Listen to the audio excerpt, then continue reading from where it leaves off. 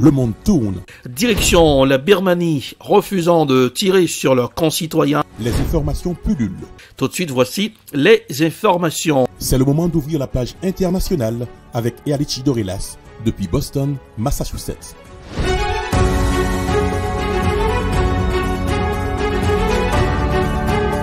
Mesdames, Messieurs, bonsoir. Bienvenue dans la page internationale, au grand journal du 14h, en direct depuis la newsroom, dans la capitale des grandes universités du monde, Boston, Massachusetts. Erlich Dorelas pour la présentation, à Jacques Mel pour présenter ce grand journal. Fidèle François et Smith Jean-Julien Rubans assure les manœuvres techniques. Bonsoir aux auditeurs de la radio évangélique Hosanna 102.3 FM. À Jacques Mel, crise ukrainienne, la Russie a le choix. Elle peut choisir une solution diplomatique, mais si elle choisit la confrontation, elle en paiera le prix fort, a déclaré le secrétaire général de l'OTAN lors d'une rencontre avec Boris Johnson pour évoquer la crise en Ukraine.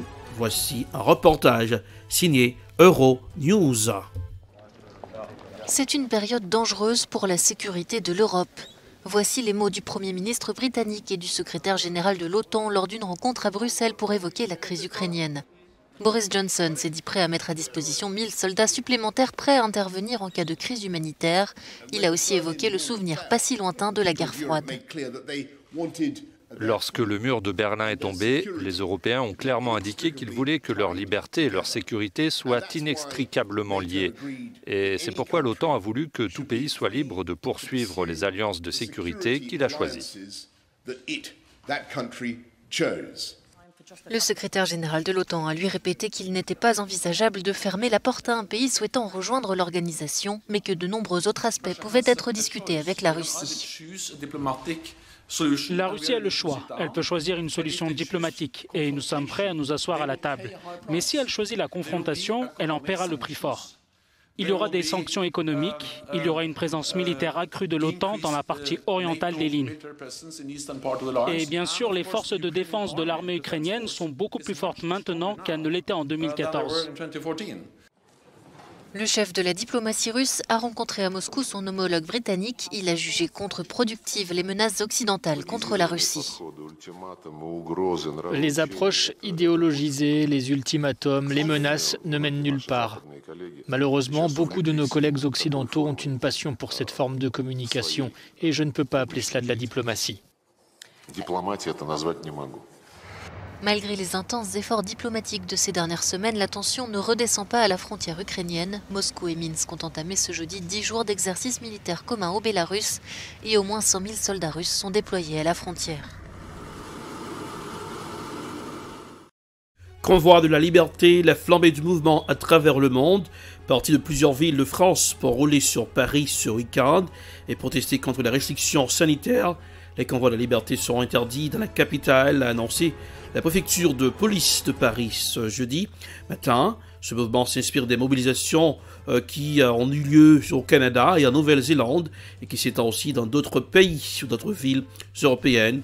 Voici un reportage signé France 24. Ils sont mobilisés de jour comme de nuit. Depuis bientôt 2 semaines, ces camions paralysent la capitale canadienne. Un mouvement baptisé à l'origine Convoi de la liberté et initié par les routiers pour protester contre l'obligation vaccinale qui leur est imposée pour franchir la frontière avec les États-Unis. Mais il s'est depuis transformé en une contestation plus vaste contre les mesures sanitaires et le gouvernement de Justin Trudeau. Je n'ai pas voté pour lui. Et je veux juste... Justin, si tu regardes ça, je veux que tu quittes tes fonctions. Je veux que tu partes complètement. Des blocages qui inspirent des mobilisations similaires dans d'autres pays.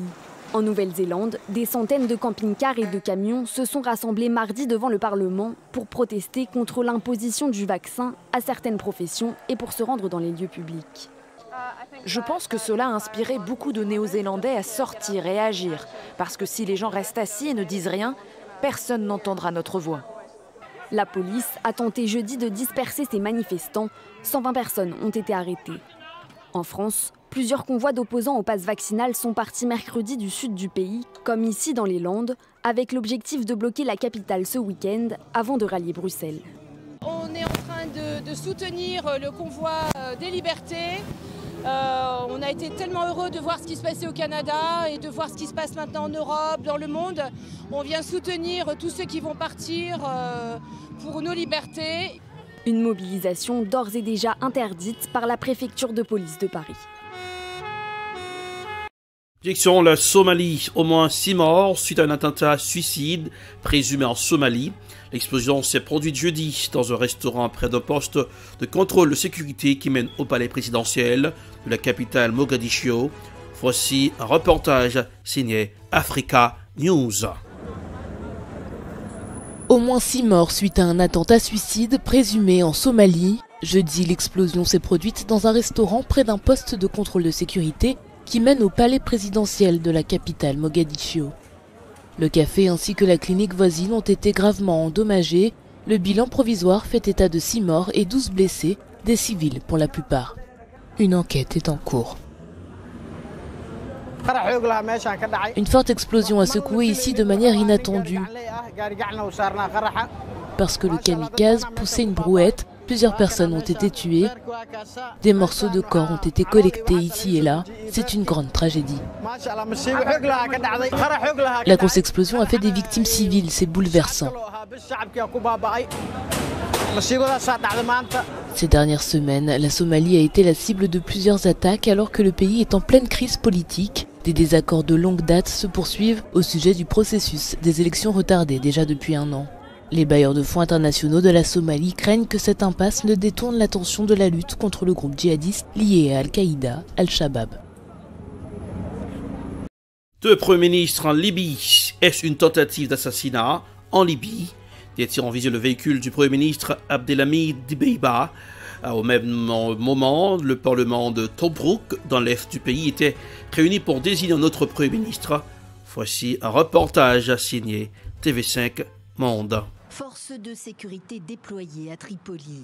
Le Premier ministre a fait l'objet d'une tentative d'assassinat, si l'on en croit son entourage, alors qu'il était en route vers son domicile aux premières heures ce jeudi.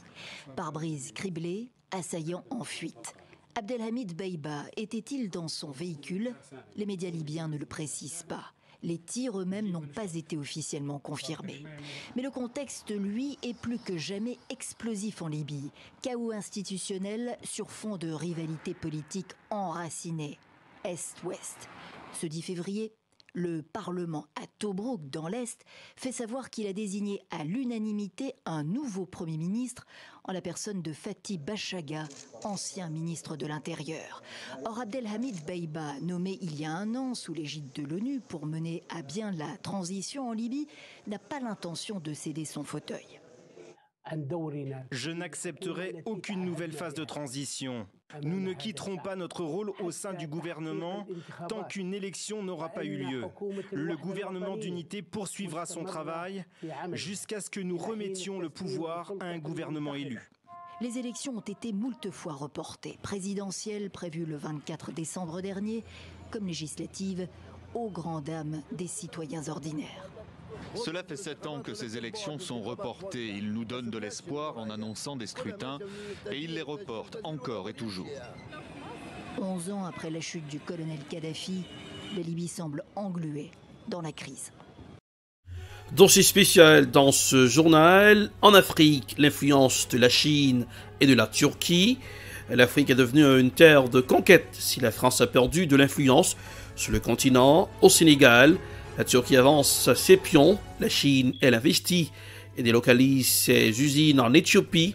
Voici un dossier spécial signé La 5, l'émission C'est dans l'air. C'est une présence de plus en plus visible dans les rues d'Addis Abeba. La Chine délocalise ses usines et l'Éthiopie les accueille à bras ouverts. Ici, le coût du travail est 10 fois moins élevé qu'en Chine. Ces chaussures-là, elles en sont où? Elles ont passé le contrôle qualité? 7000 paires de chaussures sortent de cette usine tous les jours. Une cadence soutenue et le contremaître chinois n'est jamais loin. À ses côtés, Wendeson est là pour faire le lien, si besoin.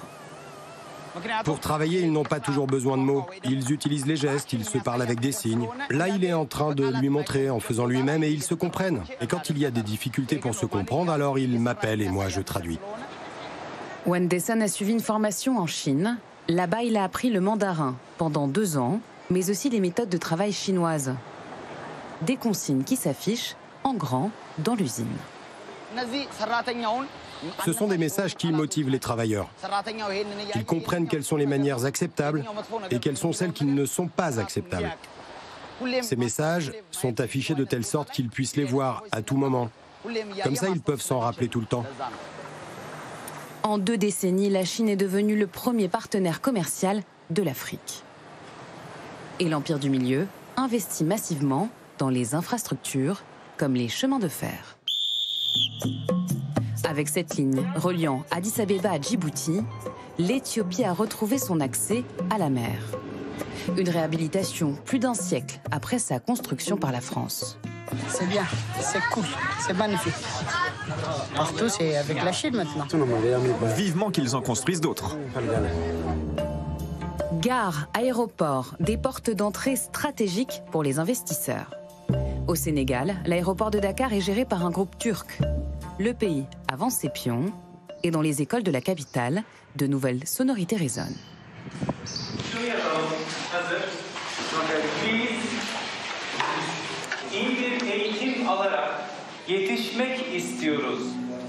Les 2 pays partagent le même islam sunnite et la Turquie joue ouvertement la carte de la solidarité musulmane. Une ONG turque a permis de doubler la capacité d'accueil des élèves de l'école en finançant de nouveaux bâtiments sous certaines conditions. Tout ça, c'est grâce à un enseignement séparé. Si les Turcs n'avaient pas demandé de séparer les filles des garçons, ils n'auront pas construit ça. Si les Turcs, vous n'avez pas demandé de séparer les garçons et les filles, vous auriez laissé les garçons et les filles. Bien sûr, mais on reste là-bas. La Turquie met en avant un partenariat gagnant-gagnant, mais l'avenir africain sous influence turque, il y en a un que ça inquiète. Emmanuel Macron accuse Ankara d'attiser le sentiment anti-français. Il y a également une stratégie à l'œuvre, menée parfois par des dirigeants africains, mais surtout par des puissances étrangères, comme la Russie ou la Turquie, qui jouent sur le ressentiment post-colonial. Lamine est conseiller municipal et n'a pas du tout apprécié ces déclarations. La France n'a pas obligation, et puis ce n'est même pas son droit de nous dire avec tel ou tel vous devez collaborer. Parce que maintenant, regarde, même sur le plan éducation, avant, les jeunes étudiants, élèves, tout ça, ils avaient l'accès facile pour aller en France. Maintenant, on voit qu'il y a beaucoup plus de restrictions, Par contre, si la Turquie est en train de tendre la main pour s'ouvrir aussi à l'Afrique et au Sénégal, ben, on ne peut que saluer. Liens économiques et liens diplomatiques toujours plus forts. La Turquie a ouvert 30 ambassades en Afrique en l'espace d'à peine 20 ans. C'est la fin de la page internationale au Grand Journal du 14h pour aujourd'hui. Présentation Erlich Dorelas, production Edprod, réalisation Télé Belta pour le compte de la radio évangélique Hosanna 102.3 FM à Jacmel. Couleur du temps pour aujourd'hui. Boston, 51 degrés Fahrenheit, 11 degrés Celsius. Jacmel, 85 degrés Fahrenheit, 29 degrés Fahrenheit, Celsius, pardon, qu'est-ce qui me prend? 29 degrés Celsius, 85 degrés Fahrenheit, 29 degrés Celsius. Bonsoir Joannel, bonsoir Rubens, bonsoir Smith, Jean-Julien. Bonsoir aux auditeurs de la radio évangélique Hosanna, 102.3 FM à Jacmel. Le prochain rendez-vous, c'est pour demain, avec Erlich Dorelas, même station, même présentateur. Bonsoir, passez un excellent jeudi, et gardez le sourire, car le sourire, ça rajeunit le visage. Bonsoir, à demain. C'était la page internationale avec Erlich Dorelas.